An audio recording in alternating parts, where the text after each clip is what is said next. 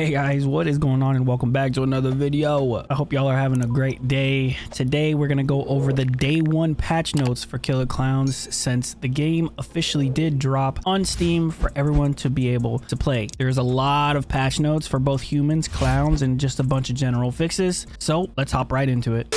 All right guys, first things first, we're gonna be going over the general fixes for Killer Klowns. So the first things that they worked on are general crash fixes. A lot of people were having issues with crashing, general improvements to game optimization, general fixes and improvements to bot behavior, cross-play account linking, and cross-play party invites are also now available. So cross-play is seeming to get some better optimization. We like to see that. Various fixes and improvements to matchmaking and pre-made lobbies. Now, I haven't tried pre-made lobbies just yet, but I'm glad that they're actually paying attention to stuff like this. I'm sure they got a lot of feedback from the player base having launched the game pretty early for the people that bought it. Added blocking volumes at escape locations to prevent body blocking escapes, which is really good because we had issue many times when trying to escape the clown apocalypse at the very end, and clowns kind of just stood there in the way and you couldn't get out. So I'm glad that they're doing this. Addressed several issues to prevent exploits related to items and experience. Addressed several issues that were causing players and cocoons to fall under the map, which happened to me plenty of times.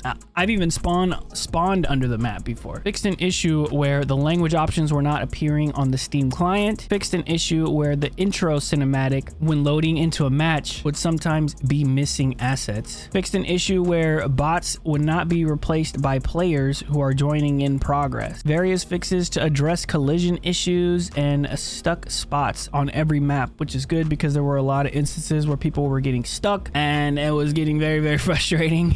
Especially when it seemed like you weren't even supposed to be stuck in the first place, like a bush or something like that. Various fixes to experience not being granted properly during certain events, and various fixes to sound effects timing issues. Now we're going to move on to the human fixes, which is also a lot of different things that they added. So let's see what the humans had in store for them. First things first, loot spawn have been adjusted to prevent repair items from spawning too close to their related escape. Had so many instances where the gas would just spawn right next to the boat or the bunker, and it was kind of crazy because people would be escaping in the first like 2 minutes. So this is a really good fix. Reduce the duration of the escape location icons remaining on the HUD after reaching the meeting point. So when you guys head to the meeting point for the first time, I don't know if you've ever noticed this stuff pop up on the screen, but that is a direct result of heading to the meeting point, and it isn't a it isn't a glitch or anything. However, it seems like they're reducing the time that it's going to stay on your screen, so you better really pay attention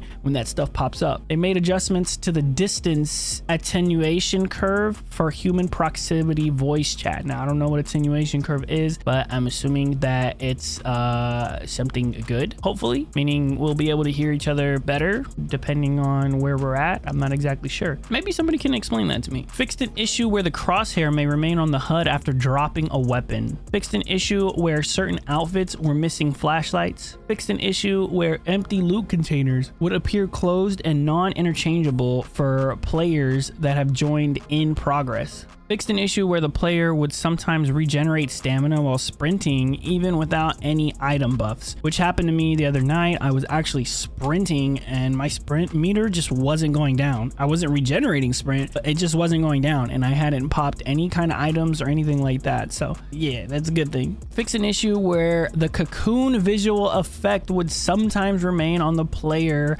after they've broken out of the cocoon. This is a very welcome fix right here. I really do hope this is actually fixed, because that was the most annoying thing. Not only was the visual effects stuck on your screen, but also your audio was very impaired as if you were still in the cocoon. Fixed an issue where throwing prediction line would sometimes not show up when throwing an item. Plenty of times happened to a lot of people. You would go to throw a brick, a baseball, a tennis ball, and you just kind of gotta guess because there's no line there. Fix an issue where using the compass in certain locations that would cause the escape indicators to remain on the HUD permanently. Now Now, I never did this, but this is actually makes sense. I hope people weren't actually using this to exploit, which they probably were, man. You can't have nothing nice these days, I'm telling you. Fixed an issue where using items and interactions in quick succession would cause a player to become interaction locked. Fixed an issue where players could not uncrouch in certain locations. Now, this is especially prevalent in the like caged area in the carnival where you're kind of under the ride and you're down in that caged area. You could not uncrouch, so if you crouched under there, you were kind of screwed. Fixed an issue where blunt weapons were sometimes able to kill downed clowns. As you know, you need like a knife or a pointy weapon to kill them when they're knocked out. Fixed an issue where the bots were causing cocoon outlines to behave incorrectly. Increased fear reduction while hiding in a hiding spot. Interesting. Reduce the damage that axes deal to gated exit barriers. So okay, so I guess axes were doing a lot of damage. I never tried to use an axe.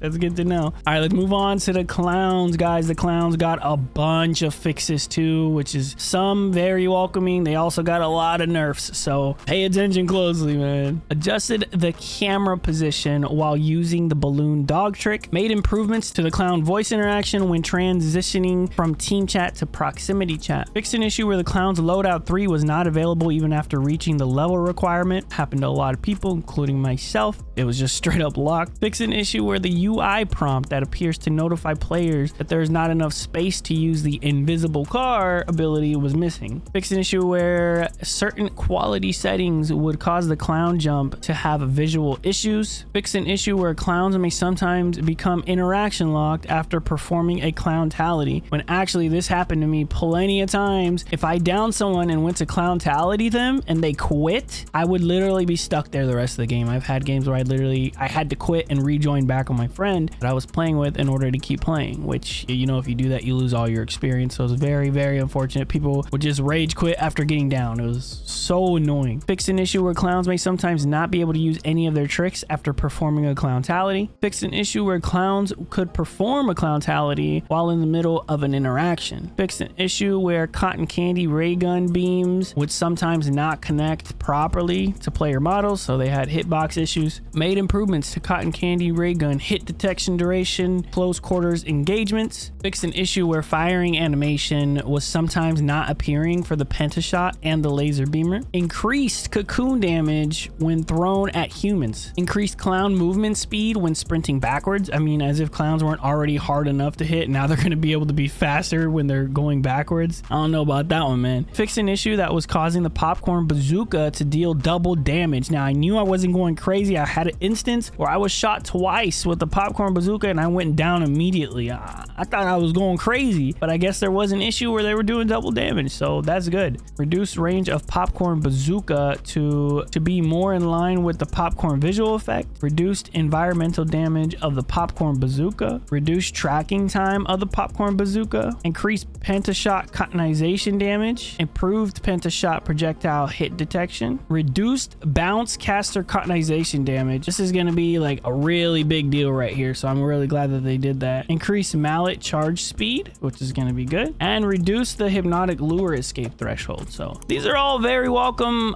fixes that they did here. I want to know what you guys think about this. Let me know down below in the comment. And yeah, if you like the video, please be sure to leave a like and subscribe if you're not already subscribed. If not, it's all good. We love y'all anyway, man. I'll catch you on the next video. I really hope this helped.